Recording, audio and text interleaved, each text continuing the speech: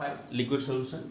ठीक है, in the previous lecture हम लोगों ने वेपर प्रेशर देखा था। ठीक है, वेपर प्रेशर में हम लोग फैक्टर्स देख रहे थे। ठीक है बच्चों, तो आज जो बचा हुआ फैक्टर्स है उसके बारे में डिस्कस करते हैं। फर्स्ट फैक्टर हम लोगों ने देख लिया था। ठीक है, सेकेंड जो फैक्टर है, अगर मैं बात बोलूँ, सेकेंड फैक्टर जो है वो है classification of substance on the basis of vapour. Classification of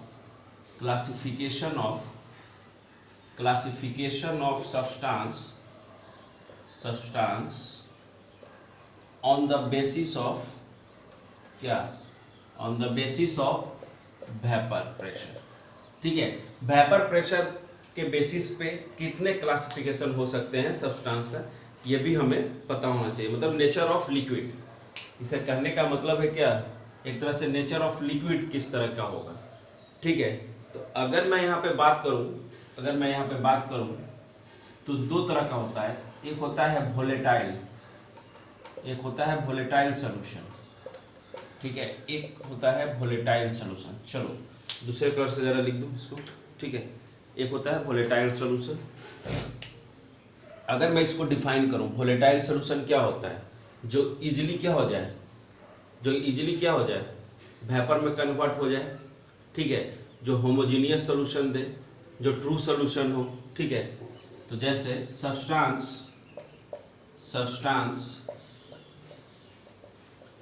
having definite values of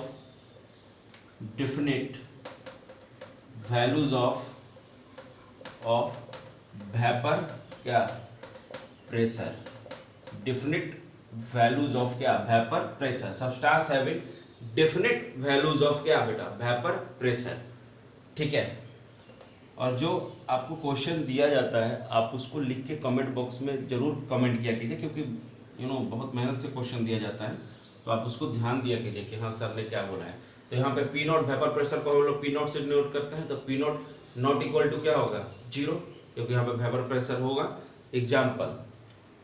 example क्या क्या हो सकते हैं वोलेटाइल का, H2O हो सकता है, और क्या हो सकता है बोलो, मेथेनॉल हो सकता है। ठीक है, H2O, मेथेनॉल, एथेनॉल भी ले लो, C2H5OH। ठीक है, ये सब एग्जाम्पल होंगे। बेंजीन भी ले सकते हो, C6H6। ये सब वोलेटाइल है। ठीक है, एक और टाइप होता है, इट्स कॉल्ड नॉन वोलेटाइल। ठीक है, ये हटा दूं, चलो। एक होता है नॉन वोलेटाइल। ठीक है, नॉन वोलेटाइल, अगर बी में बात करूं तो इट्स, एक मिनट, नॉन वोलेटाइल सॉल्यूशन। अगर मैं इसकी बात करूं सेकंड की, तो नॉन वोलेटाइल सॉल्यूशन मतलब वो प्योर होमोजीनियस या ट्रू लिक्विड सॉल्यूशन हमें नहीं देता है। ठीक है, उसे हम इजीली, ठीक है, उसे करें मतलब इजीली हम उसे अलग भी कर सकते हैं। ठीक है, और जिसका सब्सटेंस, मैं पहले लिख देता हूँ फिर समझाता हूँ। सब्सटेंस हैविंग नो टेंडेंसी, जो वेपराइज ही नहीं होगा। Substance having no tendency for क्या, vaporization. Substance having no tendency for क्या बेटा, वेपराइजेशन। कहने का मतलब है वेपराइजेशन की कोई टेंडेंसी नहीं हो, वो वेपराइज ना करें। एग्जाम्पल में क्या, सॉलिड्स, जो सॉलिड्स होंगे वो इजीली वेपराइज नहीं होते, क्योंकि वहाँ पे फोर्स ऑफ अट्रैक्शन बहुत ज़्यादा होता है इनके बीच में। ठीक है, तो सॉलिड्स एग्जाम्पल हो गए, जितने भी सॉलिड्स हैं। ठीक है, इंश्योर करते हैं कि ये नॉन वोलेटाइल होंगे। ठीक है, जैसे एग्जाम्पल ले लें, यूरिया नॉन वोलेटाइल है। फिर क्या होगा, ग्लूकोज, ये भी नॉन वोलेटाइल है। सुक्रोज, ठीक है, चीनी नहीं ला रहा हूँ मैं, ठीक है, ये अलग चीज़ है। ठीक है, ग्लूकोज, सुक्रोज, ये सब क्या है, सॉलिड है, तो ये सब क्या है, नॉन वोलेटाइल सॉल्यूशन है। ठीक है, क्लियर है हर तक बात। ठीक है, ऑन द बेसिस ऑफ क्या, vapour pressure, classification of substance हमने देख लिया। ये उसी का पार्ट था जो फर्स्ट पार्ट मैंने बताया था ना, नेचर ऑफ आपका लिक्विड, उसी के अंदर आता है, बट इसको मैंने अलग से लिखवा दिया। ठीक है, ये सेकेंड टाइप हो गया फैक्टर। अब जो मेन फैक्टर है वो है आपका थर्ड। फर्स्ट हमने देख लिया था नेचर, अब है टेम्परेचर। ठीक है, सारा चीज इसी पे है वेपर का। ये चेंज होगा, वेपर इंक्रीज करता है। ठीक है, तो मैं लिख रहा हूं ऑन इंक्रीजिंग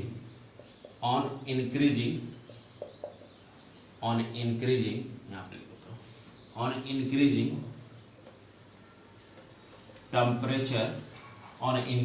टेम्परेचर काइनेटिक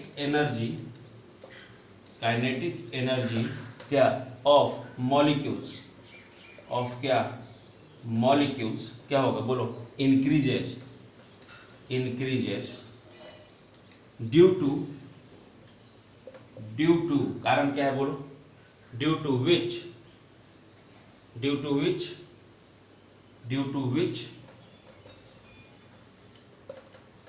क्या हो गया बोलो, ड्यू टू विच डिस्ट्रैक्शन। ठीक है, या due to which attraction between molecules क्या होगा, ऐसे लिखो, ड्यू टू विच अट्रैक्शन, ऐसे लिखो अट्रैक्शन, क्योंकि फोर्स ऑफ अट्रैक्शन कम हो जाता है। ठीक है, तो ऐसे लिख देते हैं, due to which attraction between molecules क्या होगा, मॉलिक्यूल्स डिक्रीजेज। ठीक है, मैंने लिखा है कि on increasing temperature kinetic energy of molecules increases due to which attraction between molecules क्या डिक्रीजेज एंड अब क्या लिखूंगा, एंड वेपर प्रेशर क्या होगा बोलो, इंक्रीज कर जाएगा, इंक्रीजेज ऐसे लिखो। ठीक है, अरे जैसे वो डिक्रीज करेगा ना, फोर्स ऑफ अट्रैक्शन जैसे ही डिक्रीज करेगा तो मॉलिक्यूल कहाँ जाएगा, बताया था ना मैंने, वो सरफेस वाला मॉलिक्यूल कहाँ चला जाएगा, ऊपर चला जाएगा। तो जैसे ही ऊपर जाएगा वो लिक्विड से किस में चला जाएगा, वेपर में, जिसका मैक्सिमम काइनेटिक एनर्जी हुआ तो वो फोर्स ऑफ अट्रैक्शन कम हो जाएगा एक मॉलिक्यूल से दूसरे मॉलिक्यूल के बीच का। याद है, ये वाला एग्जांपल ले लेते हैं, surface molecule, bulk molecule vapour pressure में। तो जैसे सरफेस वाला मॉलिक्यूल है वहाँ पे फोर्स ऑफ अट्रैक्शन कम हुआ, वो सीधे कहाँ चला जाएगा, वेपर में। ये तो क्लियर है ना हम लोग को, है कि नहीं। तो यहाँ क्या मैं ये लिख सकता हूँ कि वेपर प्रेशर जो है वो डायरेक्टली प्रोपोर्शनल टू क्या होता है, टेम्परेचर। वेपर प्रेशर जो होता है वो डायरेक्टली किसके होता है, प्रोपोर्शनल टेम्परेचर के। ठीक है, तो चलो अब वेरिएशन थोड़ा देख लेते हैं, इसी में हटा दो ये, चलो इसको हटाता हूँ, जरा समझना। अगर मैं यहाँ पे लिखूँ कि variation of vapour pressure with क्या, temperature, variation of vapour pressure with क्या बेटा, टेम्परेचर के साथ वेरिएशन देखें अगर वेपर प्रेशर का, तो पता है ये कौन बताता है, क्लॉसियस-क्लैपेरॉन इक्वेशन ये हमें बताता है कि कैसा वेरिएशन होता है। ठीक है, तो मैं लिख रहा हूँ क्लैपेरॉन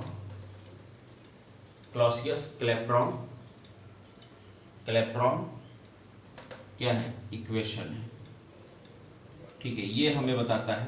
ठीक है, क्लॉसियस इक्वेशन भी बोल सकते हो तुम, बहुत लोग क्लॉसियस ही बोलता है, क्लैपेरॉन वगैरह नहीं बोलता है। ठीक है, तो अगर मैं लिखूं क्या होता है इक्वेशन, तो D ln Vp vapour pressure किस पे, dt इक्वल टू टेम्परेचर है। ठीक है, इक्वल टू डेल H क्या, वेपराइजेशन डिवाइडेड बाय RT²। ये होता है क्लॉसियस-क्लैपेरॉन इक्वेशन। क्लॉसियस-क्लैपेरॉन इक्वेशन आपका ये होता है, इसको हमें ध्यान रखना है। ठीक है, तो जरा इसको अगर मैं समझाऊं तुम्हें, अगर तुम्हें मैं इसे और क्लियर करूं, रुक जाओ, हटा दूं, रब कर दूं। चलो थोड़ा सा इसका अगर मैं ग्राफ देखूं, अगर वेपर प्रेशर और टेम्परेचर का यहाँ पे ग्राफ देखूं इसी इक्वेशन पे। ठीक है, वेपर प्रेशर और किसका, टेम्परेचर का, ये सब जो ग्राफ बना रहे हैं ना सब ध्यान रखना है। ठीक है, पता है क्या बनता है, ये बनता है डिक्रीजिंग कर्व, यहीं तक लो। ठीक है, इस तरह से ग्राफ बनेगा, ये ध्यान रखना है। ठीक है, क्वेश्चंस आते हैं इस पर, तो ये ध्यान रखना है। ठीक है, ग्राफ तो बनाते हैं आता ही होगा। ठीक है, सिर्फ y=mx+c पे सारा ग्राफ बनता है स्ट्रेट लाइन के इक्वेशन पे। ठीक है, चलो अब यहाँ पे ध्यान देते हैं। ठीक है, अब जरा इसको और थोड़ा एलोबरेट करते हैं। ठीक है, अगर मैं तुम्हें इसको समझाऊं, थोड़ा सा और इसको एलोबरेट करते हैं। ठीक है, क्योंकि ये जो है समझना कि अगर x कोई लिक्विड है तो इक्विलिब्रियम p अगर किस में जा रहा है, x किस में जा रहा है, गैस में, तो यहाँ पे क्या होगा, यहाँ पे हमें आता है ना डेल्टा H वेपराइजेशन, यहाँ पे लेते हैं ना हम लोग डेल्टा H वेपराइजेशन लेते हैं कि नहीं। ठीक है, और चेंज इन वॉल्यूम भी होगा, यहाँ चेंज इन वॉल्यूम भी होगा, V2 माइनस V1 भी होगा, है कि नहीं। और यहाँ पे जो वॉल्यूम ऑफ गैस होगा, वॉल्यूम ऑफ गैस जो होगा वो मच ग्रेटर देन क्या होगा, वॉल्यूम ऑफ गैस अगर हम समझे वो much greater than volume of क्या होगा, लिक्विड भी होगा। तो ये भी ध्यान रखना है हमें यहाँ पे, है कि नहीं। तो चलो जरा अब थोड़ा सा आगे बढ़ते हैं। ठीक है, और इसको सॉल्व करते हैं। ठीक है, 2-3 तरीके से इसे सॉल्व कर सकता हूँ। ठीक है, चलो अपने एक तरीका से पहले सॉल्व करता हूँ, फिर उसके बाद एक और तरीके से सॉल्व करके इसको दिखा देंगे। ठीक है, बट ज़्यादा इम्पोर्टेंट है नहीं सॉल्व करना, बस इक्वेशन याद रखना ज़्यादा इम्पोर्टेंट है। ठीक है, तो एक ही तरीके से सॉल्व करते हैं। ये मैंने समझाया है कि अगर लिक्विड से किस में जा रहा है, गैस में, तो वहाँ पे इक्विलिब्रियम पे डेल एच वेपराइजेशन वर्क करता है। ध्यान देना, क्योंकि डायनेमिक इक्विलिब्रियम एक तरह से मेंटेन होता है, ये हम सब लोग जानते हैं।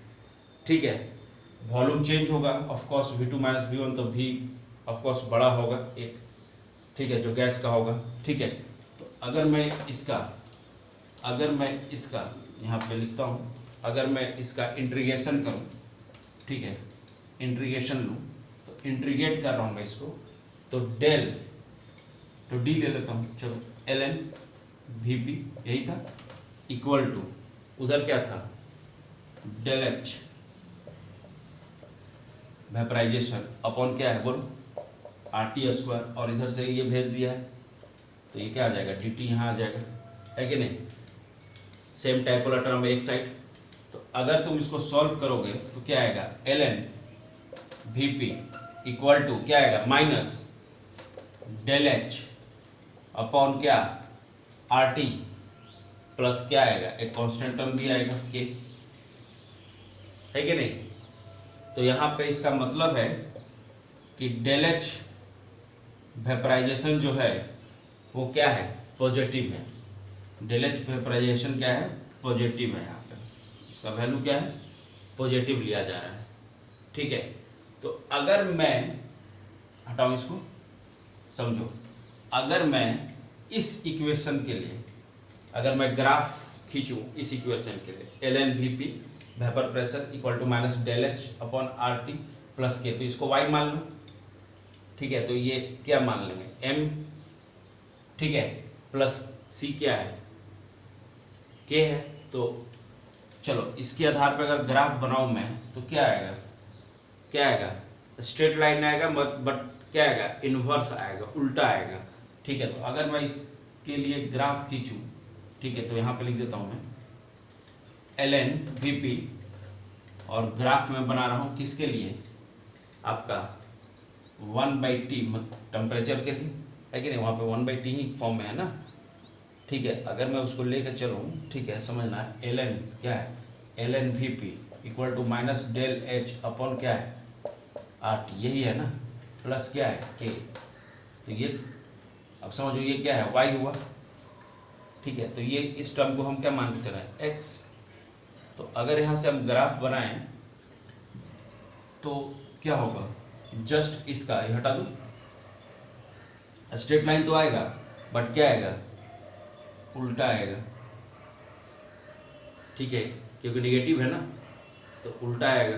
क्लियर है यहाँ पे बात सबको। ठीक है, अगर यहाँ पे मैं 2 टेम्परेचर ले लूँ, अगर समझो यहाँ पे 2 टेम्परेचर ले लिया, एक बार T1 ले लिया मैंने, T इक्वल टू एक बार क्या T1, और एक बार T इक्वल टू क्या ले लूँ, T2, तो क्या वेरिएशन होगा, और वेपर प्रेशर इक्वल टू मैंने क्या मान लिया है, एक बार P1 मान लिया और एक बार वेपर प्रेशर इक्वल टू क्या मान लिया, P2 मान लिया। ठीक है, टेम्परेचर वेरी करा रहा हूँ। ठीक है, तो क्या मैं लिख सकता हूँ यहाँ पे, फार्मूला क्या हो जाएगा, ln P1 इक्वल टू बोलो माइनस डेल एच अपॉन क्या, RT1 प्लस क्या के, ये फर्स्ट इक्वेशन, अगर यहाँ पे सेकेंड इक्वेशन लिखूँ तो ln P2 equal to minus del H upon क्या RT2 प्लस क्या K, this is the second equation. तो अगर दोनों को एक साथ पुट करूँ, इस इक्वेशन को दोनों को एक साथ पुट करूँ, मतलब 2 माइनस 1 करूँ तो क्या आ जाएगा बोलो। अगर 2 माइनस 1 करूँ तो क्या लिख सकता हूँ मैं, लिख सकता हूँ देखो तो ln P1 minus ln P2 ऐसे लिख सकता हूँ, या एक मिनट जो बड़ा से माइनस करेंगे तो ln P2 minus ln P1, 2 minus 1 कर रहे हैं ना, तो ln P2 minus ln P1 equal to क्या लिख दूँ बोलो, माइनस डेल एच अपॉन क्या R को बाहर ले लेते हैं ना, तो यहाँ पे अंदर में क्या आ जाएगा बोलो, क्या आ जाएगा बोलो, यहाँ पे 1, चाहे अभी इसको ऐसे रखते हैं, ठीक है, साथ में ही रखते हैं 8T2, ठीक है, ये कॉमन ले लेंगे बाद में, प्लस डेल एच अपॉन क्या RT1, ऐसे लिख सकते हैं, ऐसे लिख सकते हैं। This is the third equation, ठीक है। जब माइनस किया है मैंने, ये हटा दूँ। अब जरा समझो यहाँ पे, चलो ये मैंने लिख दिया है।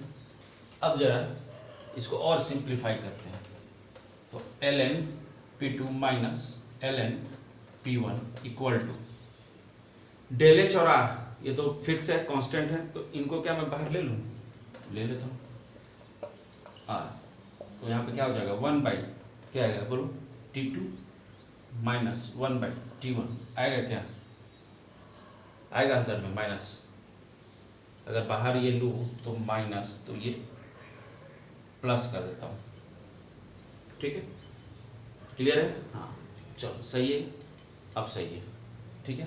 तो यहाँ पे क्या हो जाएगा, अगर लॉग के फॉर्म में लिखो तो log P2 by P1, log P2 by P1 ln का वैल्यू डाल देंगे, है कि नहीं यहाँ पे, तो डेल एच अपॉन 2.303 R, अब ब्रैकेट में क्या है 1 by T2 minus 1 by T1। ये इक्वेशन देख के, ये इक्वेशन देख के जो आया है, क्या तुम्हें एक इक्वेशन याद नहीं आ रहा है जो कि हम लोग पढ़े थे केमिकल इक्विलिब्रियम में।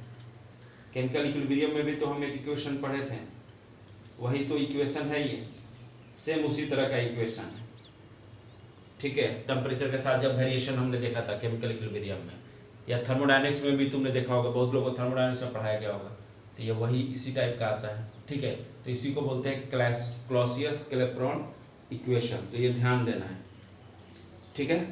कोई दिक्कत, चलो हटा दो, ठीक है। चलो अब जरा ना ये जब क्लियर हो गया तो एक क्वेश्चन देख लेते हैं वेपर प्रेशर पे, ठीक है। तो क्वेश्चन जो है मेरे पास वेपर प्रेशर पे वो आपका ये है, ठीक है। क्वेश्चन जो है मेरे पास वो ये है कि कैलकुलेट क्लॉसियस जो क्लैपेरॉन इक्वेशन है ना, उसका बस आपको वो फार्मूला याद रखना है, बाकी डेरिवेशन वगैरह से कोई मतलब नहीं, डेरिवेशन कभी नहीं पूछता है, वो मैंने एडवांस की जो प्रिपरेशन कर रहे हैं बच्चे उनके लिए डिराइव कर दिया है। Calculate the amount of water, calculate the amount of water required to substrate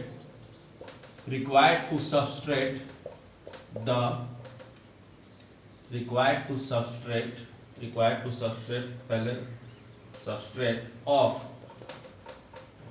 vessel of volume 82 liter at 300 kelvin, vapour pressure दिया हुआ है, vapour pressure of water at 300 kelvin equal to 38 torr. चलो इस question को बनाना है, दिया हुआ है कि calculate the amount of water, water का अमाउंट पता करना है, मतलब करने का मतलब क्या है, वेट पता करना है, कंफ्यूज मत होना। Required to substrate of vessel of volume 82 litre at 300 kelvin, तो वेपर प्रेशर ऑफ वाटर आपको दिया हुआ है 300 केल्विन पे कितना है 38 टॉर। तो सम जरा इसको पहले खुद से बनाओ फिर मेरा सोल्यूशन देखना, ठीक है।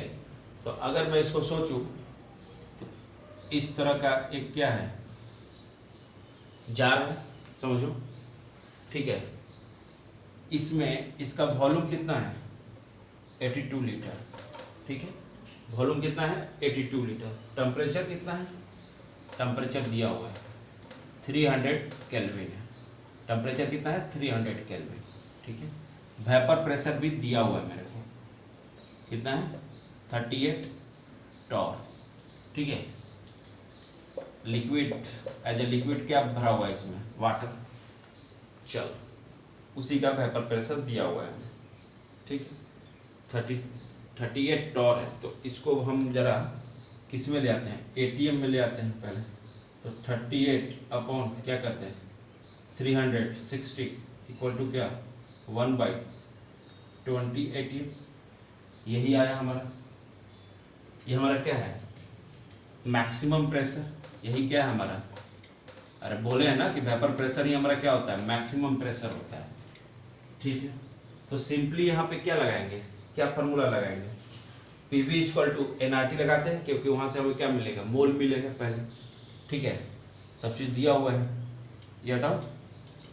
चलो यहाँ से हम पहले मोल निकालते हैं। तो मैं क्या लिखूँगा बोलो, PV इक्वल टू क्या nRT। प्रेशर कितना था मेरे पास, प्रेशर कितना है 1/20 आया है, अभी निकाला है। वॉल्यूम कितना है 82 लीटर, ठीक है। n हमें पता करना है, n हमें पता करना है। इसको कितना लिखते हैं 0.82 R का वैल्यू एटीएम पे, ठीक है। और यहाँ पे टेम्परेचर कितना है 300। यहाँ से n का वैल्यू निकालो पहले, कितना आएगा। अगर कैलकुलेट करोगे तो आई थिंक ये आता है 1/6 आता है, देख लो। तो ये तो हमारा नंबर ऑफ मोल निकला ना, बट हमें निकालना क्या है,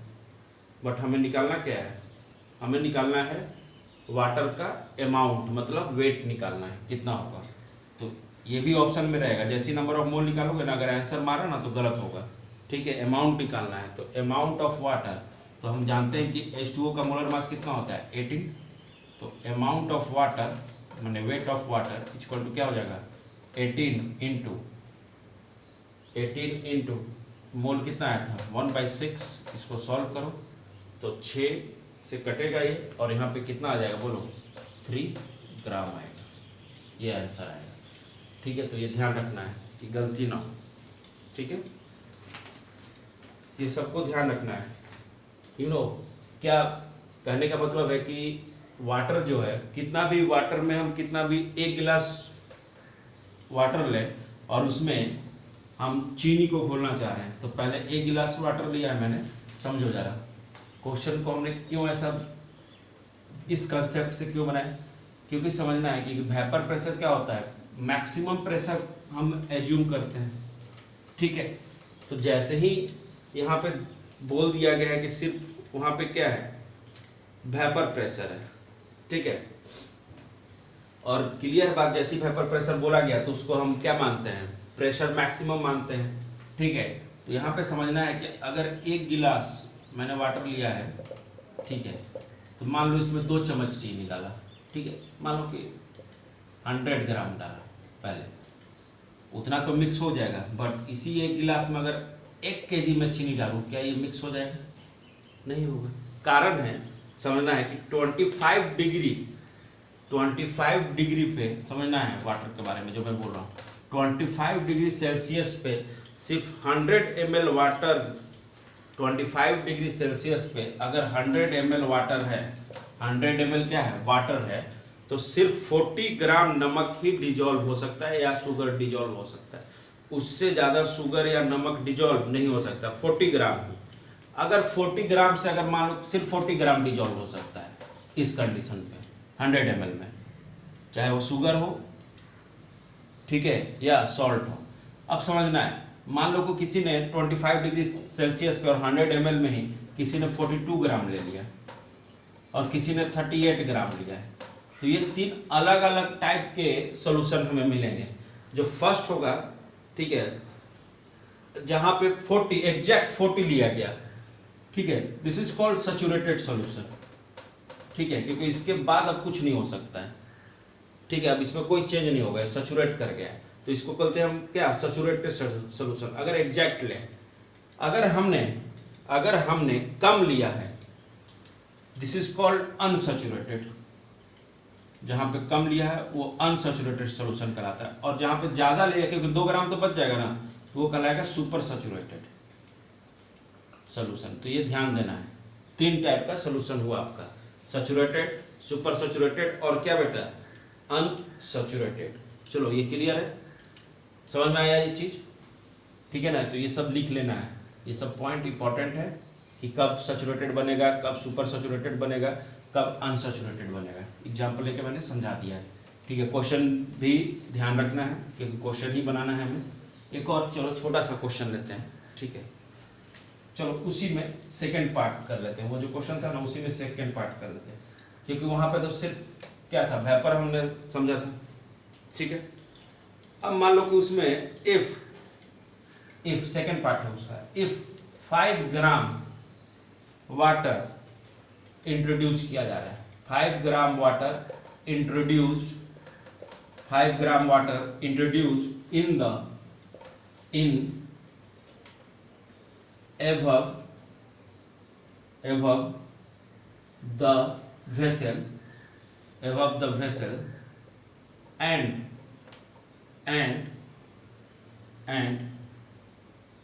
above the vessel, and then calculate percent of water which will क्या वेपराइज्ड, जो वेपराइज कर जाए, ठीक है। और ये ध्यान रखना है कि एबव जो लिखा है ना, एबव द वेसल, ये इनिशियली क्या है, एवेक्यूटेड है, इनिशियली तब एक तरह से क्या है, खाली है इनिशियली, ठीक है। क्वेश्चन है if 5 gram water introduced in above the vessel, ठीक है, and the calculate percent of water which will vaporized, ठीक है। तो चलिए अगर मैं समझाऊं यहाँ पे, तो चलो मैंने अब यहाँ पे 5 ग्राम क्या इंट्रोड्यूस कर दिया है, वाटर इंट्रोड्यूस कर दिया यहाँ पे, ठीक है, लिक्विड है। तो अगर मैं इसको समझाऊं तो यहाँ पे इक्विलिब्रियम मेंटेन हो, एट इक्विलिब्रियम अगर मैं लिखूं इसको तो क्या होगा, वेपर भी होगा और क्या होगा, वाटर भी होगा, लिक्विड भी होगा। तो यहाँ पे लिक्विड भी है और यहाँ पे वेपर भी है, ठीक है। यहाँ लिक्विड भी है और क्या है, वेपर है। कोई दिक्कत, क्योंकि तुमने वहाँ पे देखा कि 3 ग्राम कितना था, वेपर था, 3 ग्राम वेट ऑफ क्या था, वेपर था। तो वाटर कितना बचेगा, वाटर कितना बचेगा, अगर 3 ग्राम वेपर बन गया तो वाटर कितना बचेगा, 2 ग्राम लिक्विड बचेगा, है कि नहीं। समझ में आ रही बात पीछे वाले क्वेश्चन से। तो परसेंट ऑफ वाटर क्या वेपराइज, बस यही से निकाल लेंगे, क्लियर है। क्या करूंगा बोलो, 3/5 इंटू क्या 100, यहाँ से सॉल्व कर लो तो ये आपका अप्रॉक्स कितना आ जाएगा, 60% आ जाएगा। सॉल्व करो तो इसका मतलब है कि इतना वाटर वेपराइज कर गया है, 60% वाटर वेपराइज कर गया है, क्योंकि टोटल कितना था 5 ग्राम, वेपर में कितना गया था 3, तो 3/5 इंटू 100, क्लियर है। तो ये हमें मिल जाएगा आंसर, ठीक है। अब नेक्स्ट कॉन्सेप्ट देखते हैं, concept of bubble point and due point, concept of bubble point and क्या देखते हैं, due point, concept of bubble point and क्या देख रहे हैं, ड्यू पॉइंट। चलो ये हटा दूं, चलो कंसेप्ट ऑफ, बहुत इंपॉर्टेंट कंसेप्ट है, ठीक है, तो ये ध्यान देना है। चलो concept of bubble point, concept of क्या बता रहा हूँ, concept of bubble point and क्या बेटा, due point, concept of bubble point and क्या बेटा, ड्यू पॉइंट। तो चलो फर्स्ट क्या डिस्कस करेंगे, बबल पॉइंट, इसको मैं बीपी लिख देता हूँ और इसको डीपी लिख के चलता हूँ, ठीक है। चलो समझते हैं, बबल पॉइंट, ठीक है, लिखता हूँ मैं इसको, बबल पॉइंट, इसको डिफाइन करता हूँ मैं बबल पॉइंट को, ठीक है, अगर लिखूं पॉइंट एट विच समझना, point eight which first which point eight which first drop of vapour क्या हो रहा है, कंडेंस हो रहा है। कंडेंस मतलब लिक्विड की तरफ आ रहा है, ये लिक्विड के लिए लिख दिए। ये दो डिफिनेशन है, कोई भी आप डिफिनेशन बोलोगे सही होगा, ठीक है। तो अगर मैं यहां भी लिखूं, हटाऊं इसे, चलो अगर मैं यहां भी लिखूं आपका कि जो डीपी पॉइंट है इनिशियली, अगर डीपी पॉइंट कहीं बन रहा है तो वहां पे इनिशियली मेजर कौन होगा, वेपर प्रेशर, ऑफ कोर्स वहां पे वेपर प्रेशर बन गया होगा तो वो मेजर होगा, और लिक्विड क्या होगा यहाँ पे, माइनर होगा। ध्यान देना है, इस पेज पे लिक्विड हमेशा क्या होता है, माइनर होता है, या तुम इसको नेग्लिजिबल भी बोल सकते हो, ठीक है। ये पॉइंट सबको क्लियर है, क्लियर है। तो इसका मतलब जो है, ये हटा दूं, ये जो पॉइंट मैंने लिखा है, तो अगर मैं इसको थोड़ा सा और समझाऊं, ठीक है, अगर मैं थोड़ा सा और इसको इलेबोरेट करूं, तो अगर लिक्विड से क्या बन रहा है बेटा, वेपर, लिक्विड से क्या बन रहा है, वेपर, तो ये इट एग्जिस्ट, ये जो कंडीशन है, it exist only in between क्या बोल, बबल पॉइंट और ड्यू पॉइंट, इन्हीं दोनों के बीच की बात है कि नहीं। It exist only in between bubble point और क्या, ड्यू पॉइंट, ठीक है। तो एक और दो पॉइंट लिख देता हूं इसमें, ध्यान देना है, पॉइंट्स ध्यान देना है, ठीक है। तो अगर मैं लिखूं कि बिफोर बॉइलिंग पॉइंट, वहां पे सिर्फ क्या एग्जिस्ट कर रहा होगा, मैंने बॉइलिंग पॉइंट नहीं, bubble point, before bubble point क्या सिर्फ एग्जिस्ट कर रहा होगा, ओनली लिक्विड होगा, ओनली लिक्विड। अगर मैं बोलूं आफ्टर डीपी समझना, मतलब आफ्टर ड्यू पॉइंट सिर्फ क्या एग्जिस्ट कर रहा होगा, ओनली क्या, वेपर, अब लिक्विड वहां नहीं होगा। ये ध्यान रखना है, ये दो पॉइंट, ठीक है। ये अभी हम थोड़ा सा इसको एलेबोरेट करके मैं समझा देता हूं, चलो ठीक है, हटा दूं, चलो थोड़ा सा इसको एलेबोरेट कर देते हैं, ठीक है। मान लो तुमने पढ़ा होगा थर्मोडायनेमिक्स में कि गैस से किस में जा रहा है, लिक्विड में, तो वहां पे हमको कंप्रेस करना होगा कि एक्सपेंशन करना होगा। तो हम बोलेंगे कि सर हम जानते हैं कि यहाँ पे हमें क्या करना होगा, कंप्रेस करना होगा, मतलब सर प्रेशर बढ़ाना होगा सर, और वॉल्यूम को क्या करना होगा, कम करना होगा, तभी क्या होगा, गैस किस में जाएगा, लिक्विड में जाएगा सर। बट अगर मुझे लिक्विड से कहाँ जाना है, वेपर में, तो सर यहाँ पे एक्सपेंशन करना होगा, एक्सपेंड करना होगा, और सर यहाँ पे प्रेशर कम करना होगा, और वॉल्यूम मतलब किसका, कंटेनर का बढ़ाना होगा, तभी ये क्या होगा, लिक्विड से कहाँ जाएगा, वेपर में जाएगा। इसको एक्सपेंड करेंगे तो हम ये किस में फॉर्म करने लगेगा, सॉल्यूशन फॉर्म आने लगेगा, लिक्विड किस में जाने लगेगा आपका, धीरे धीरे वेपर में, समझ आ रहा है, सॉल्यूशन क्लियर है बात। चलो ये हटा दूं, अब जरा इसको और थोड़ा सा अगर मैं एक एग्जांपल से तुम्हें समझाऊं, चलो एक एग्जांपल लेता हूं, ठीक है। मान लो, देखना यहाँ पे बहुत सारा चीज क्लियर हो जाएगा यहीं पे, ठीक है।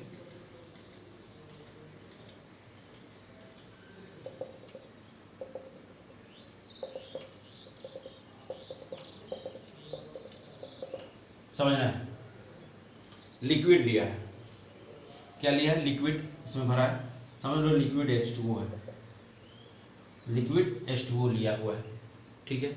टेम्परेचर T ले लिया है, मानो यहाँ पे जो टेम्परेचर लिया है वो क्या लिया है, T लिया है, सबको विजिबल है, ठीक है। ये मैंने पिस्टन लगाया है, ये पिस्टन लगाया है, ठीक है। यहाँ तक क्लियर है सबको, ठीक है।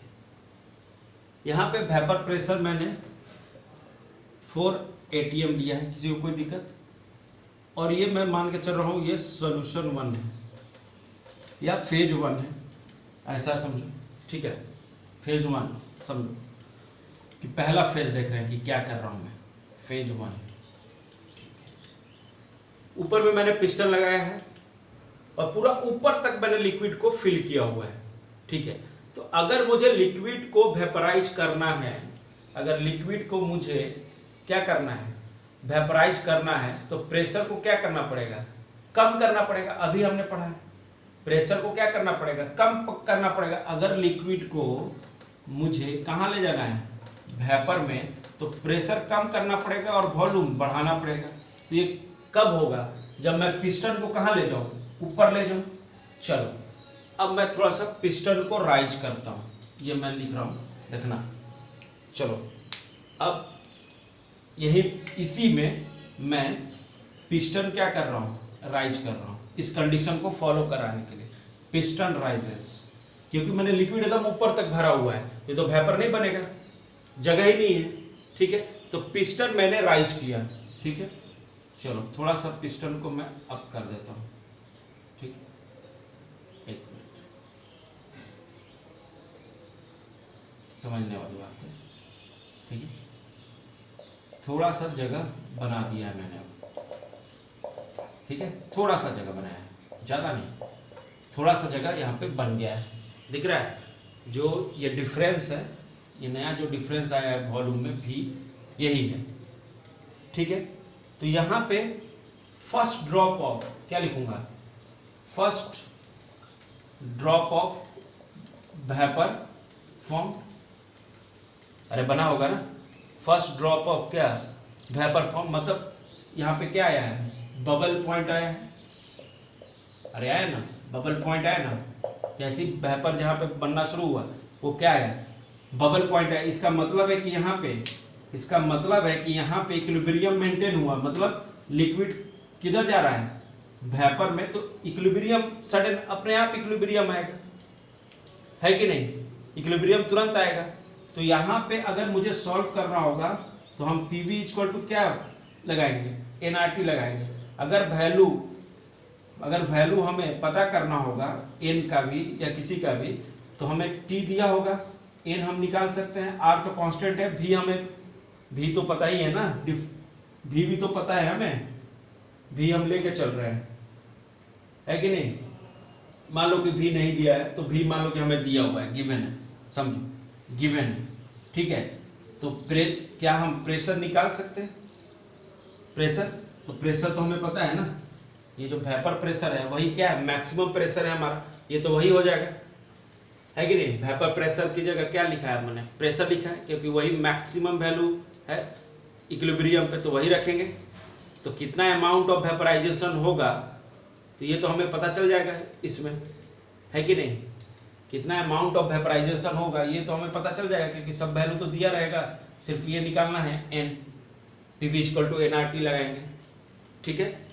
अब जरा पिस्टन को थोड़ा सा और एराइज करते हैं। ये सेकेंड फेज हुआ कि थोड़ा सा एराइज किए थे, तो वहां भी क्या मेंटेन हुआ, इक्विलिब्रियम मेंटेन हो गया, और first drop of bubble point आया, मतलब फर्स्ट ड्रॉप ऑफ क्या बना, वेपर, ठीक है। एक वॉल्यूम का डिफरेंस भी हमें नजर आया यहाँ पे, है कि नहीं, वॉल्यूम का हमें क्या नजर आया, डिफरेंस भी नजर आया, है कि नहीं। तो यहाँ से हम, तो इसको V1 लिख लो, तो यहाँ पे क्या हो जाएगा, V1 nRT1, ठीक है। और P तो फिक्स है अपना, P तो हमेशा फिक्स रहेगा, क्योंकि वो क्या है, वेपर प्रेशर है अपना मैक्सिमम, है कि नहीं।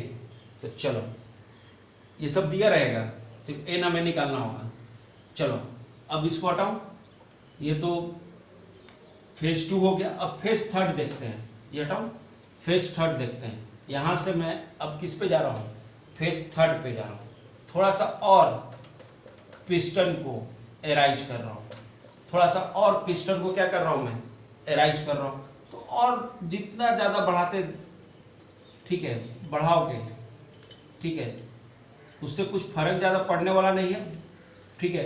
वेपर ज़्यादा बनने लगेगा, ठीक है। पिस्टन को थोड़ा और एराइज किए, ठीक है, पिस्टन और एराइज किए, तो मान लो कि यहाँ तक लिक्विड यहाँ तक बच गया है, लिक्विड यहीं तक है, समझो यहीं तक क्या है, लिक्विड है, और यहाँ पे पूरा क्या बन गया है, वेपर बन गया है, ठीक है।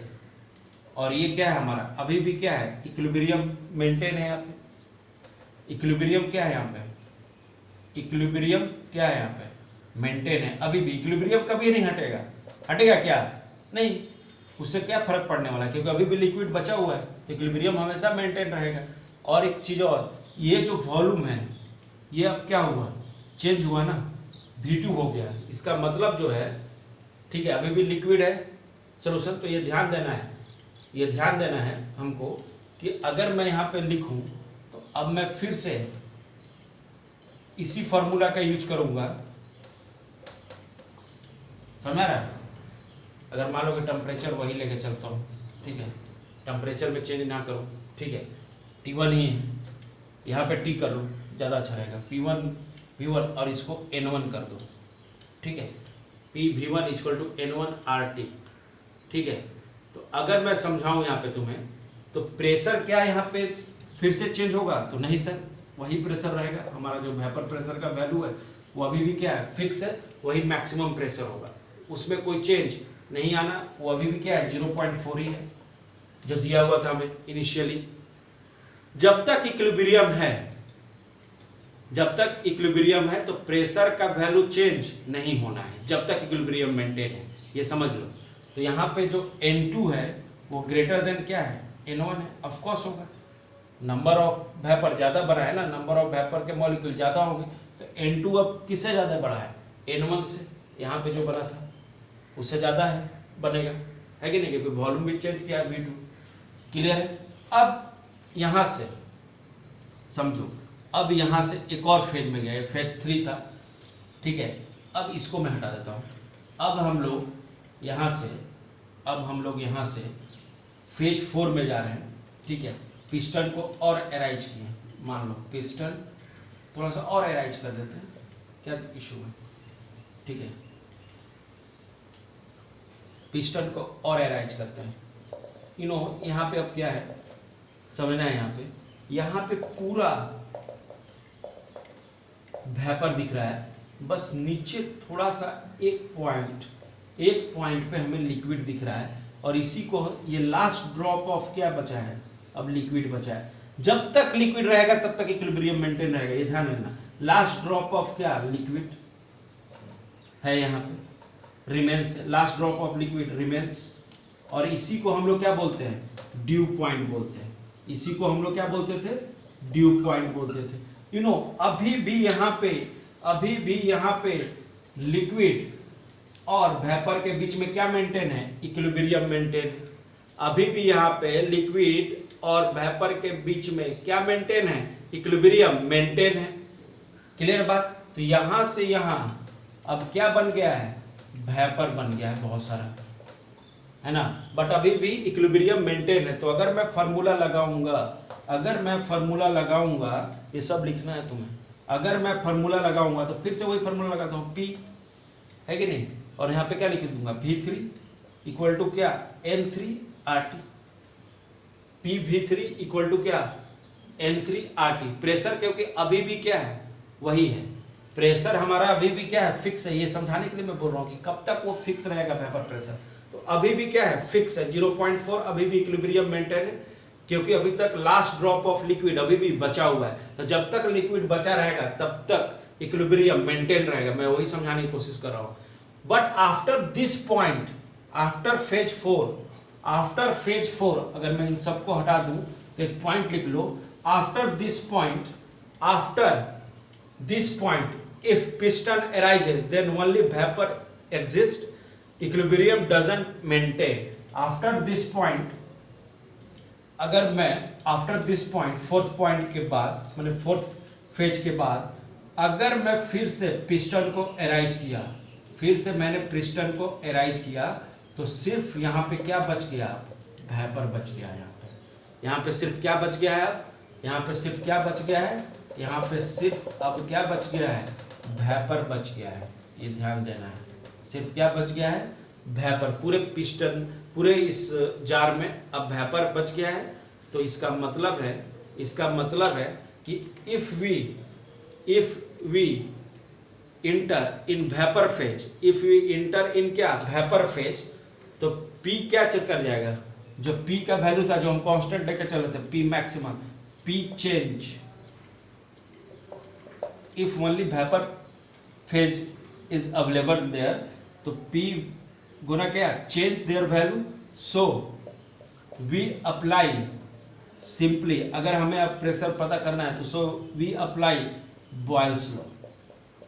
अब हमें क्या अप्लाई करना होगा, बॉयल्स लॉ, पहले प्रेशर पता करना, तो P1 V1 इक्वल टू क्या करेंगे P2 V2, ये दिया रहेगा, P2 अगर निकालना होगा, P1 हमें दिया होगा, V1 दिया होगा, V2 हमें दिया होगा क्वेश्चन में, तो ऐसे हम आपका क्या निकालेंगे, प्रेशर निकालेंगे इन आफ्टर ड्यू पॉइंट।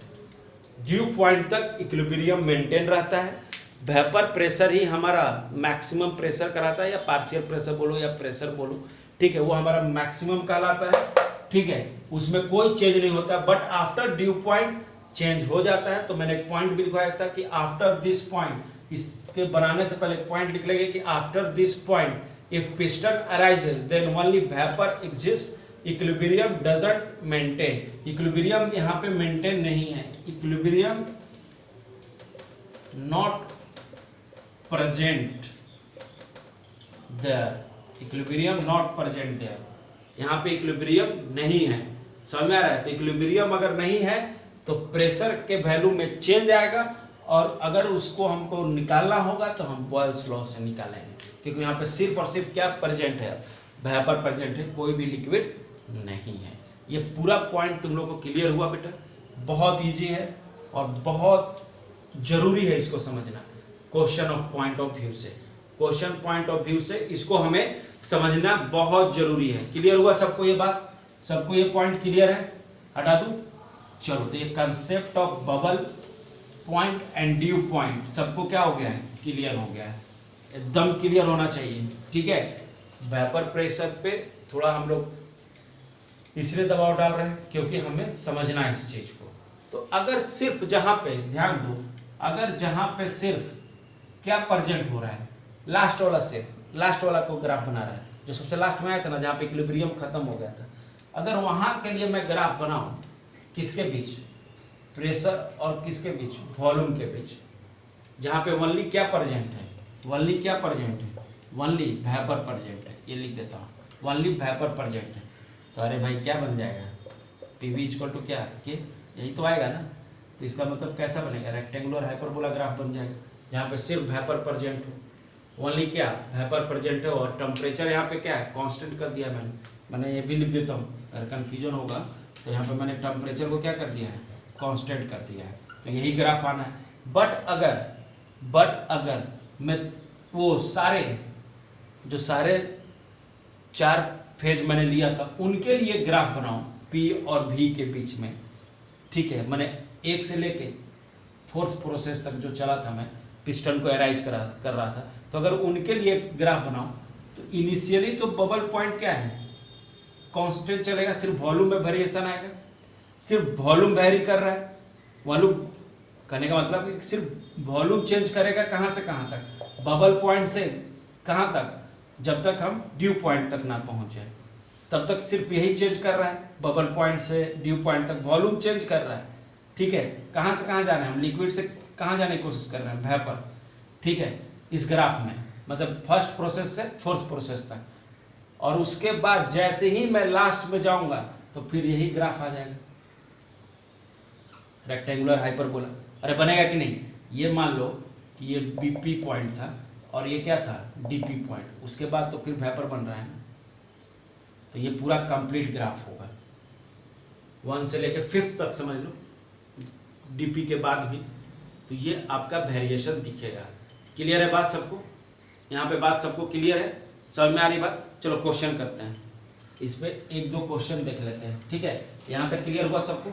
चलो 1-2 क्वेश्चन देख लेते हैं, ठीक है। ये ग्राफ वगैरह बहुत इंपॉर्टेंट है, ध्यान देना है, इसीलिए मैं बताते चला गया, ये बबल पॉइंट वगैरह बहुत इंपॉर्टेंट है। एक क्वेश्चन देख लेते हैं, ठीक है। चलो मान लो, बहुत सिंपल क्वेश्चन भी आते हैं, ठीक है, तो इसलिए ध्यान देना है, थोड़ा सा समझना है।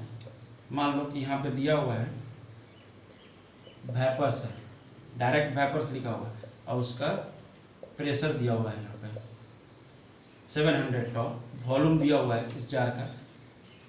चलो 5 लीटर ले लेते हैं, ज़्यादा अच्छा है सॉल्व करने में, ठीक है ना। चलो यहाँ पे प्रेशर पूछ रहा है और वॉल्यूम इक्वल टू क्या है 20 लीटर, टेम्परेचर इसमें जा रहे हैं और टेम्परेचर क्या है मेरा कांस्टेंट है, टेम्परेचर क्या है मेरा कांस्टेंट है। अब पूछ रहा है कि what will be the pressure of new container, new container का प्रेशर क्या होगा, इससे इसमें जा रहा है, ठीक है। तो यहाँ पे सिर्फ वेपर बचा है, देखो ना, तो हम कौन सा फॉर्मूला लगाएंगे सर, अभी हमने पढ़ा है कि सिर्फ वेपर जहाँ बचेगा वहाँ पे हम बॉयल्स लॉ लगाएंगे, P1 V1 इक्वल टू क्या सर P2 V2 लगाएंगे। और यहाँ से क्योंकि यहाँ पे ओनली क्या बचा हुआ है वेपर बचा हुआ है, तो P1 V1 इक्वल टू क्या लगाएंगे सर P2 V2। P1 कितना है 700 इंटू 5, P2 पूछ रहा है ये 20, यहाँ से निकाल लेंगे सर। तो P2 कितना आ जाएगा, सॉल्व करो तो ये आ जाएगा अप्रॉक्स 175 टॉर, ये आ जाएगा सर। क्यों लगा मैंने ये फार्मूला क्यों लगाया, क्योंकि ओनली वेपर एग्जिस्ट देयर, सिर्फ वेपर प्रेजेंट है, यहाँ पे प्रेजेंट लिख तो ज़्यादा अच्छा रहेगा, ओनली वेपर प्रेजेंट देयर।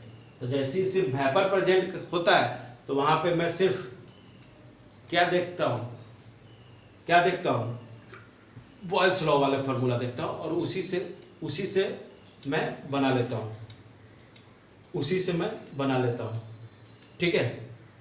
चलो समझना है। नेक्स्ट एक और क्वेश्चन देखते हैं, चलो एक और क्वेश्चन देखते हैं, ठीक है। चलो एक और क्वेश्चन देखते हैं, ठीक है। क्वेश्चन चलो ये देखते हैं, मान लो कि मैंने यहाँ पे लिक्विड लिया है, समझना है, इसका वॉल्यूम मैंने 10 लीटर लिया है। अब मैंने वेपर प्रेशर ले लिया है 300 टॉर, समझना है। यहाँ पे मैं प्रेशर पूछ रहा हूँ, ठीक है। वॉल्यूम मैंने मान लो कोई भी 5 लीटर लिया है, ठीक है। यहाँ से यहाँ मैं जा रहा हूँ, ठीक है। अब जरा बताओ लिक्विड और वेपर, समझ आ रहा है, दोनों दिया हुआ है, यहाँ पे लिक्विड और वेपर दोनों दिया है और पूछ रहा है प्रेशर का वैल्यू क्या होगा। तो तुम जरा बताओ मुझे कि जहाँ पे लिक्विड, देखो क्वेश्चन समझना है, जहाँ पे सर आप बोलेंगे कि सर जहाँ पे लिक्विड और वेपर में हो रहा है, बन रहा है, इसका मतलब है कि सर वहाँ पे क्या हो रहा होगा, इक्विलिब्रियम मेंटेन हो रहा होगा। तो जब सर इक्विलिब्रियम मेंटेन होगा, जहाँ पे लिक्विड और वेपर दोनों साथ में प्रेजेंट है सर, तो जहाँ पे इक्विलिब्रियम मेंटेन होता है, क्योंकि वेपर भी है और लिक्विड भी है, तो अगर दोनों सर साथ में प्रेजेंट हैं इन द जार, तो वहाँ पे इक्विलिब्रियम बनेगा और जो वेपर प्रेशर होगा वही क्या होगा, प्रेशर भी होगा। तो यहाँ पे आंसर प्रेशर का क्या हो जाएगा, सिंपली सर 300 टॉर ही आना चाहिए, क्योंकि इक्विलिब्रियम मेंटेन है सर। कितना इजी था, और ये क्वेश्चन आया हुआ है, ये क्वेश्चन नीट में आया हुआ है। बहुत लोग गड़बड़ा जाते हैं, मैंने पूरा डाटा नहीं दिया है, शॉर्ट फॉर्म इसका बनाया है कि आपको टाइम ज़्यादा ना वेस्ट हो डाटा लिखने में क्वेश्चन का। तो यही क्वेश्चन था, 4 नंबर आपको मिल जाएगा इजीली, ठीक है। चलिए कुछ एक क्वेश्चन और देख लेते हैं। अगर एक क्वेश्चन नीट का देखा तो एक क्वेश्चन जेई का भी देखना बनता है कि नहीं। तो एक क्वेश्चन और देख लेते हैं, इसको हटा दूँ। चलो एक क्वेश्चन जेई का भी देख लेते हैं, ठीक है। अगर मैं इसको बनाऊँ, ठीक है, मान लो यहाँ पे N2 प्लस क्या है बेटा, वाटर है, ठीक है। पहले सब लिख देता हूँ। P2 पूछ रहा है कि क्या होगा, यहाँ पे P दिया हुआ है 780 टॉर, बहुत बढ़िया। वॉल्यूम दे दिया हमें 15 लीटर, यहाँ पे वॉल्यूम दे दिया है 5 लीटर, ये यहाँ से यहाँ मिक्सअप हो रहा है। तो पूछ रहा है कि what will be the value of pressure, what will be the value of pressure, ठीक है। तो हमें पता है कि वॉल्यूम ऑफ कंटेनर दिया हुआ है, ठीक है, 15 लीटर, यहाँ भी वॉल्यूम ऑफ कंटेनर दिया हुआ है 5 लीटर। और आपको वेपर प्रेशर ऑफ वाटर भी दे दिया, क्योंकि लिक्विड जो है वो वाटर है, तो उसका दे दिया 50 टॉर। अब हमसे पूछ रहा है, ठीक है, कि आप अब मुझे बताएं कि P2 का वैल्यू क्या होगा। तो पहले तो हम ये जान लेना, क्योंकि ये जो प्रेशर है ये तो इन दोनों का प्रेशर है, but vapour pressure of water कितना है 50 टॉर, तो प्रेशर ऑफ N2 कितना होगा। पहले सर हम लोग ये तो निकाल लें, तो प्रेशर ऑफ N2 कितना हो जाएगा, चाहिए 780, यही तो वाटर का है ना प्रेशर, तो कितना हो जाएगा वेपर प्रेशर जो लिखा हुआ है -50, तो कितना आ जाएगा, कितना आ जाएगा 730। ये क्या है, ये किसका प्रेशर है, प्रेशर ऑफ क्या है वाटर है, ये प्रेशर ऑफ क्या है water, vapour pressure of water ही क्या कहलाया प्रेशर कहलाया, तो उसे माइनस कर दिए क्योंकि ये दोनों का ही प्रेशर था। ठीक है, अब क्या लगा देंगे, अब क्या लगाऊंगा बोलो, अगर सिर्फ अब सिंपली हम इसको निकालने के लिए अब क्या लगाएंगे, P1 V1 इक्वल टू क्या लगा देंगे सर, P2 V2 लगा देंगे ना। तो चलो कितना 730 × 5 हो जाएगा, एक मिनट 15 लिया था, हाँ 15, एक मिनट 15 इक्वल टू P2 × क्या 5, कैलकुलेट करो। तो यहाँ से जैसे तुम कैलकुलेट करोगे तो ये किसका वैल्यू आएगा, इस जार में किसका वैल्यू आएगा, ये P2 किसका वैल्यू आया, नाइट्रोजन का आएगा, N2 का ये प्रेशर आया पार्शियल प्रेशर, N2 का पार्शियल प्रेशर मान लो कुछ भी आया, यहाँ पे M आया, इसको कैलकुलेट करना, मैंने कैलकुलेट नहीं किया तो M आया। ठीक है, तो हमें पूछ क्या रहा था, हमें पूछ क्या रहा था, टोटल प्रेशर पूछ रहा है ना P2, ये तो पार्शियल प्रेशर ऑफ N2 आया है, तो टोटल प्रेशर कैसे निकलेगा, तो टोटल प्रेशर बस ऐड कर देंगे, तो टोटल प्रेशर इक्वल टू, क्योंकि हमें टोटल प्रेशर पूछ रहा है, ध्यान रखना ये बात को, सिर्फ P2 नहीं पूछ रहा है, तो 21 अगर मान लो कि यहाँ पे 2190 वैल्यू है, मान लो कि कुछ भी वैल्यू आया, यहाँ से कुछ भी M वैल्यू आया, जो कैलकुलेट करने के बाद M वैल्यू आया, तो M प्लस क्या करेंगे, ये जो वेपर वाटर यहाँ भी तो रहेगा, तो वेपर प्रेशर ऑफ क्या वाटर ऐड कर देंगे, तो ये हमारा टोटल प्रेशर हो जाएगा। क्लियर है, वहीं तक नहीं रुकना है। मैंने क्या किया, मान लो कि क्वेश्चन दिया हुआ है हमें, ठीक है, और हमें टोटल प्रेशर पूछ रहा है, बट उससे पहले अगर टोटल प्रेशर अगर हमें निकालना है, टोटल प्रेशर हमें निकालना है, तो पहले हमें क्या निकालना पड़ेगा, N2 का वैल्यू निकालना पड़ेगा P2, क्योंकि P1 तो हमें पता है, बट इस जार में N2 का वैल्यू क्या होगा वो नहीं पता है, क्योंकि वाटर का तो फिक्स रहेगा हर जगह प्रेशर, यही रहना है। ठीक है, तो यहाँ पे पहले मैं इस जार के अंदर प्रेशर ऑफ N2 निकाला, तो 780 - 50 किया, इससे घटाया वाटर के प्रेशर से, तो 730 आया। उसके बाद मैंने क्या लगा दिया है, P1 V1 equal to P2 V2, क्योंकि अब वेपर की बात हो रही है इसमें, सिर्फ यहाँ पे सिर्फ वेपर की बात हो रही है, तो 730 × क्या 50 इक्वल टू क्या P2 जो नाइट्रोजन का है, तो P2 × 5, तो मान लो कि M वैल्यू आया यहाँ से कैलकुलेट करने के बाद, तो पार्शियल करेंगे मतलब P2 ऑफ N2 कितना आया M, या पार्शियल प्रेशर ऑफ N2 बोलो, ठीक है M आया, तो ये आंसर भी दिया रहेगा वहाँ, तो ये नहीं मारना है, टोटल प्रेशर हमें बताना है, तो टोटल प्रेशर इक्वल टू क्या हो जाएगा M प्लस क्या वेपर प्रेशर ऑफ वाटर, क्योंकि वो भी तो है, ऐड कर देंगे आंसर आ जाएगा। तो आपका यही पूरा कंक्लूजन है वेपर प्रेशर का, और ये आपको ध्यान रखना है, ठीक है, कि इस टाइप के क्वेश्चंस आते हैं, और हम लोग इसी टाइप के क्वेश्चन बनाते हैं पीए। अगर आपको ये जेई का क्वेश्चन है,